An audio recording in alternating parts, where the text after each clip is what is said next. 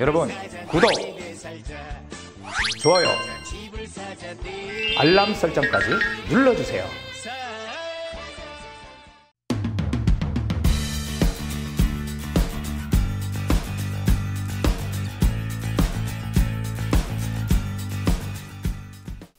안녕하세요.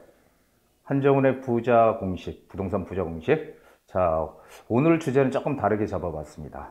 오늘은요, 부동산 필독서, 이 책은 반드시 읽어봐야 된다.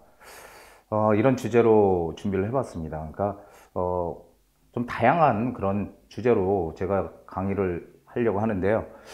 이 책이 어떤 책이냐면요, 바로 그 유명한 책이죠. 작년에 아주 유명해진 책입니다. 이게 리차드 플로리다가 지은 도시는 왜 불평등한가. 이 책은 반드시 읽어봐야 되는 필독서다. 우리 특히 부동산 투자에 관심이 있는 분들, 이런 분들은 읽어야 된다. 이런 얘기를 제가 드리고 있었는데요. 자, 이게 제가 이 책을 추천하는 이유는 가장 작년에 우리 그 서울시장님이 삼양동 옥탑방에 한 달간 거기 근무하셨을 때 그쪽에 이 책을 가져가서 유명해졌죠. 도시는 왜 불평등한가. 그래서 이게 과연 지금 우리가 지방과 이 도시 간의 격차가 점점 커지잖아요. 앞으로 지금도 커져 있고요. 그래서 과연 앞으로 어떻게 될 것인가, 이런 것들이 아주 필독서라고 저는 생각을 해서 한번 준비를 해봤고요. 여기에 관한 내용을 한번 찬찬히 좀 살펴보는 시간. 그러니까 책을 굳이 안 보더라도 제 이 강의를 들으면요, 이 내용을 대충 어떤 내용이나 파악할 수 있을 겁니다. 자, 그럼 한번 보죠. 자, 이 책에서 가장 주목을 하는 게 이겁니다. 도시를 보는 두 가지 시각이라고 해요. 도시를 보는. 그래서 하나는 강력한 혁신의 엔진이다. 그리고 경제적, 사회적 진보의 모델이다. 이 도시가. 또 한쪽에서는요, 불평등과 계층 분열을 발생시키는 곳이다. 이 두 가지로 지금 규정을 하고 있습니다. 지금 우리가 가장 많이 인식을 하고 있는 게 바로 이런 거죠. 이 불평등과 계층 분화. 자, 불평등이라는 건데요, 우리가 계속 얘기를 하고 있는 것 중에 가장 큰 게 이 불평등이에요. 이 불평등과 계층 분열이 커진다. 그러니까 지금 각 우리나라에서도 그렇게 하죠. 지역 간 균형 발전, 이런 얘기 많이 하잖아요. 도시 간의 균형 발전. 바로 이런 데서 나온 건데요. 과연 도시의 이 두 가지 시각이 어떤 게 맞고 어떤 게 틀리냐가 중요한 게 아니라 두 가지 양면을 같이 가지고 있다는 것입니다. 그래서 이 사람과 돈이 모이고 경제가 발전할수록 불평등은 어떻게 된다? 커진다라는 얘기예요. 대표적인 얘기가 바로 이 책에 나온 내용 중에 가장 큰 게 바로 이겁니다. 이 둘 중에 둘 다 이 도시는 내포하고 있다는 것입니다. 둘 다의 의미를. 그래서 상당히 이게 중요한 의미를 담고 있는 책이라서 제가 소개를 드리는 건데요. 다음 장을 보시면은 이거 상당히 중요합니다. 이 분이 세계 도시의 점수와 순위해가지고 슈퍼스타 도시라고 해서 이렇게 쭉 선정을 했어요. 그런데 여기 재밌는 게 있죠. 여기 재밌는 게 뭐냐면은 여기 뉴욕이 1위입니다. 슈퍼도시 1위, 런던, 일본 동경이 3위예요. 그렇죠? 홍콩이 4위고요. 여기 싱가포르가 6위예요. 그리고 우리나라는 8위에 지금 위치해 있죠. 이 도시를 얘기하는 겁니다. 예. 빈, 스톡홀름, 이렇게 토론토, 시카고 이런 나라보다 우리가 월등히 앞서 있다는 얘기죠. 근데 슈퍼스타 도시라는 거는 그냥 무조건 인구가 많다고 뽑은 게 아니고요. 경제 생산에 근거한 경제력이나 기업 활동, 인재, 글로벌 경쟁력, 모든 것들을 종합을 해서 뽑은 이런 수치를 점수화한 순위라고 보시면 됩니다. 그래서 지금 뉴욕이 가장 세계 1위의 슈퍼 도시라는 거고요. 저는 이걸 보고 상당히 놀랐는데요. 우리나라가 이 8위라는 거, 이 서울의 이 도시 경쟁력이 8위라는 거에 대해서 상당히 저는 의아했습니다. 이 책이 화제가 된 거는 현 박원순 시장님이 옥탑방에 가져가서 화제가 됐기도 했지만, 저는 궁금했던 게 과연 이 책의 내용이 어떤 내용들이 들어있어서 그 시장이 이 책을 열심히 가져가서 거기까지 여름에, 더운 여름에 가져가서 이 책을 보려고 할까, 이런 생각을 좀 했거든요. 그래서 제가 저도 이제 읽어본 내용인데 이걸 보면서 상당히 저는 많은 걸 깨달았습니다.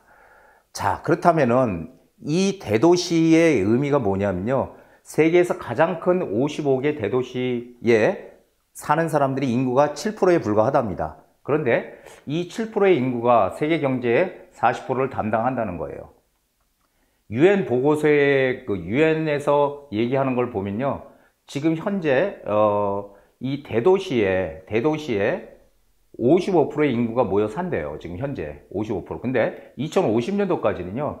대도시의 70%의 인구가 모여 산다는 겁니다. 앞으로 도심 집중화가 점점 커진다는 건 이건 여기저기서 지금 나오고 있는 얘기거든요. 자, 그래서 이게 이 55개 대도시에서 세계 경제의 40%를 담당한대요. 그리고 또 이 창조산업 분야, 영화, 음악, 공연 이런 창조산업 분야가 압도적이라는 거죠. 그래서 이 고소득자들을 많이 창출을 하는데 이 고소득자라는 것은 문화 접근성이나 일자리를 찾아서 점점 도시로 이동을 하게 되고요. 그래서 도시에 사람들이 모여서 집중해서 살다 보니까 불평등이 점점 더 가속화된다라는 얘기를 이 책에서 하고 있습니다. 상당히 의미가 있는 내용이에요. 자, 여기 또 제가 가장 주목한 게 바로 이겁니다. 도시의 가치와 집값은 점점 차별화되더라. 이거 우리나라 얘기입니까? 아니죠. 우리나라 얘기 아니고 미국과 전 세계의 그런 것들을 종합해서 보니까 이렇게 되더라 하는 거죠. 자, 뉴욕에 소호라는 지역이 있는데요. 이거 이제 화랑가예요. 가난한 그 예술가들이 모여서 이제 처음 하나하나 모여들면서 화랑가가 생겼고, 그리고 많은 쇼핑가도 있고 한 그 유명한 지역인데요. 뉴욕 소호에 이 중간 가격의 주택 한 채를 가지고 있으면요. 라스베가스에서 18채, 애틀란타에서 23채, 디트로이트에서 29채. 디트로이트는 예전에 그 자동차 산업 무지하게 발달했던 데잖아요. 자, 이렇게 많은 집을 한 채 가지고 다른 지역에 가면 이렇게 많은 집을 살 수 있다는 겁니다. 그런데 여기서 참 저는 그런 걸 많이 느꼈거든요. 뭐냐면은 그렇다면은 서울에서 가장 비싼 동네인 강남, 대표적인 동네가 강남이잖아요. 강남의 중간 가격의 아파트, 그러면 얼마나 갈까요? 중간 가격의 아파트가. 제가 생각하기는 최소한도 중간 가격이라 그러면은 뭐 10억이 좀 넘지 않을까 싶어요. 10매덕 정도. 많으면 10매덕. 이 정도 되는데 10매덕짜리 아파트를 가지고요. 과연 우리가 대전이나 대구나 이런 데 가서 집을 몇 채를 살 수 있을까요? 과연 여기처럼 막 23채, 18채, 29채 이렇게 살 수 있을까요? 불가능하죠. 그렇죠? 자, 이거 무슨 얘기냐면은 지금 우리보다 더 뛰어난 그런 과학자들, 그 다음에 이런 어떤 교수들, 경제학자, 이 경제학자들, 많은 노벨상 받은 학자들 있잖아요. 이런 학자들이 집단으로 모여있는 데가 미국이잖아요. 이런 미국에서조차도 이 지역 간의 불균형, 불평등은 점점 커지고 있다는 얘기입니다. 자, 그렇다면 우리는 이제 앞으로 어떻게 될까요? 우리 지금 서울과 지방 간의 집값 차이가 많이 벌어져 있잖아요. 그렇죠? 많이 벌어져 있지만 이 가장 그 뛰어난 1위의 슈퍼 도시라고 하는 뉴욕 같은 경우에 보면은 뉴욕 같은 경우 이렇게 차별화가 크게 일어나고 있으니까 우리는 다른 나라에 비해서 이 차별화가 지금 아직까지는 작다는 얘기예요. 많이 지금 뭐 불평등이 가속화됐다고 하지만 오히려 작다라는 거죠. 그러면 어떻게 될까요? 앞으로는 오히려 더 벌어질 수 있다는 얘기를 드리는 겁니다. 그래서 이런 것들이, 이런 책들이 우리가 부동산 투자를 할 때 좀 멀리 내다볼 수 있는 안목을 가질 수 있는 아주 핵심적인 그런 내용들이 여기 들어있다. 이렇게 저는 판단을 합니다. 자, 도시의 성공 요건은 우리가 여태까지 그렇게 했죠. 기업들이 일자리가 많이 생기는 곳에 이 사람들이 모인다. 이렇게 생각을 했지만 이 책에서는 그렇게 보질 않고요. 도시의 성공 요건은 인재를 끌어들이고 유지하는 것이다. 이렇게 보고 있어요. 즉 무슨 얘기냐면은 예전에 그 라이코스라는 대기업이죠. 현재도 그렇지만 라이코스가 피츠버그주에서 보스턴주로 이사를 갔답니다. 근데 보스턴주는 오히려 우리가 이사를 갈 때는 좀 뭐 임대료도 싸고 뭐 이런 거 있잖아요. 이 비용이 좀 적게 들고 직원들 월급도 좀 작게 줄 수 있고 이런 데로 이사를 가는 게 아니고 오히려 더 비싼 임대료나 연봉 등이 더 비싼 이 보스턴주로 이사를 했다는 거예요. 이런 아무런 세금 감면이나 이런 유인책이 없었음에도 이런 게 뭐냐면요. 회사에 필요한 인재들이 어디에 모여 있느냐라는 거죠. 이게 그렇다면 우리도 한번 생각을 해보자요. 모든 기업들이 필요한 인재들이 과연 어디에 가장 모여 있을까? 해답이 나오시나요? 그래서 이런 것들이 앞으로 도시 성공의 요인이 된다. 이렇게 보시면 됩니다. 그리고 불평등이 자꾸 심화된다는 건 마찬가지지만은 이 소위 창조 활동가라고 하는 지식 노동자나 교사, 예술가 이런 기타 등등의 사람들이 고임금 일자리를 가지고 있고 그리고 이 노동시장도 두텁고 문화공간이 많은 도시로 모인다는 겁니다. 이런 데서 한 곳에 모여야 어떤 융합의 아이템이 만들어지고 점점 이런 것들이 불평등을 가속화시킨다는 겁니다. 이런 것은 결국은 이런 사실들은요. 결국은 시간이 지나면 지날수록 점점 더 심해질 수밖에 없다는 것을 우리한테 보여주는 거죠. 이 책에서. 자, 이게 이제 그 책의 결론 부분입니다. 그렇다면 이 도시 문제를 어떻게 해결해야 되느냐라는 거거든요. 어떻게 해결해야 됩니까?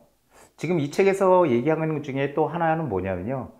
오히려 그 인재들이 자꾸 도심으로 집중을 하다 보니까 그 지역에 예전부터 터를 잡고 살던 사람들이 외곽으로 쫓겨나간다, 밀려나간다라는 개념을 얘기를 해주고 있어요. 그러면은 그 사람들이 쫓겨나가지 않게 하려면 어떻게 돼야 돼? 사회 기반시설 투자를 해야 된다는 겁니다. 그래서 이 교외와 도심을 연결하는 이 교통망을 확충시켜야 된다는 얘기예요. 그러니까 대중교통, 즉 우리는 대중교통 하면 지금 버스와 지하철을 얘기하지만 앞으로는 대중교통 하면 무조건 지하철을 생각하셔야 됩니다. 버스가 아니고. 예, 그래서 이 기반시설을 확충하고요. 여기 있죠. 광역교통 활성화해야 한다. 광역교통망을 활성화해요. GTX, KTX 이게 다 광역교통망이잖아요. 이런 것들을 활성화시키고 또 뭐예요? 도시에 각종 규제, 모든 규제를 철폐해야 된다는 일본처럼. 일본의 롯본기 hils가 대표적이잖아요. 그 롯본기 hills 정말 한 17년 동안 민관 그 다음에 주민들이 힘을 모아서 만든 도시가 기업들이 들어오고 일자리 만들어지고 그 다음에 이 주택도 지어지고 상당히 그런 많은 고민 끝에 17년 만에 완공된 게 롯본기 hils거든요. 대표적인 도시 성공 사례죠. 예, 그런 식으로 이런 그 규제를 철폐해서 공급을 늘려야 된다는 겁니다. 이 도시에서도 공급을 늘려서 어떻게 해요? 인센티브를 줘서 이 규제를 철폐하고 인센티브만큼 뭘 해야 돼요?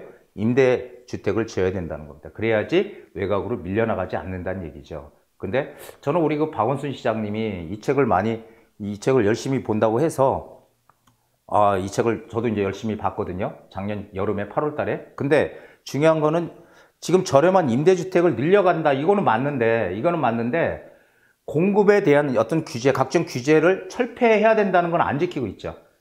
도심은 지금 어떡합니까? 사대문 안에는 높이 제한이 있어서 높이 못 짓잖아요, 건물. 이런 거 다 철폐해야 되거든요, 지금. 그러니까 지금 반쪽만 지금 실행을 하고 있다라는 생각을 좀 강하게 하고 있습니다. 그래서 이게 이제 결론 부분이다, 이렇게 생각을 하면 됩니다. 그래서 이게 상당히 우리 부동산 투자를 하고 앞으로 미래를 보는 분들한테는 유용한 그런 내용이다.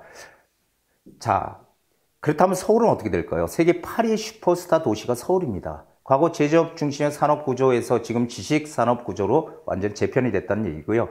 그래서 이제는 인재나 자본 등의 클러스터가 점점 더 중요해지는 시기로 들어왔다. 그래서 주요 지역의 핵심 지역으로 돈이 몰리고 사람이 몰리는 그런 현상은 피할 수가 없다는 겁니다. 그래서 그렇기 때문에 부동산 가격이 오른다는 얘기예요. 네, 오른다는 얘기. 지역 간 차별화는 점점 더 심해질 거는 뭐 분명하고요. 자, 제 생각입니다. 이거는 제 생각, 이 책에 있는 내용은 아니고요. 제 생각을 한번 정리를 해볼게요. 이 차별화, 즉 우리 서울이잖아요. 서울 지역에서도 차별화는 일어날 것이다라는 얘기죠.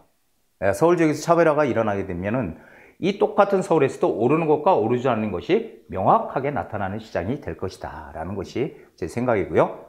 또 하나, 아무리 규제가 많이 겹쳐서 있다고 하더라도 오르는 곳은 오른다. 오를 수 있는 이유가 있는 것은 반드시 오른다는 것을 꼭 기억을 하십시오. 그래서 특히 불확실성이 지금 현재 우리나라는 지금 상당히 크잖아요.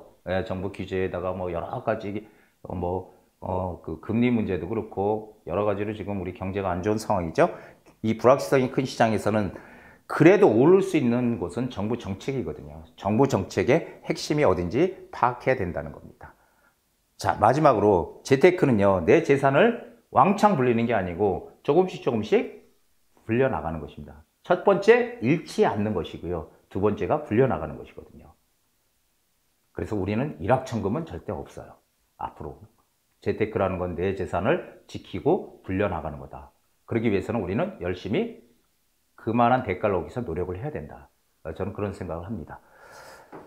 자, 그렇다면 이제 부동산 시장도 옥과 석이 따로 있을 것이다. 그래서 옥석을 가리는 그런 안목. 지식이 많이 쌓이면 지혜가 생깁니다. 자, 우리 유튜브 보시는 많은 시청자분들은 지식을 많이 쌓아서 지혜를 꼭 만드시기 바랍니다.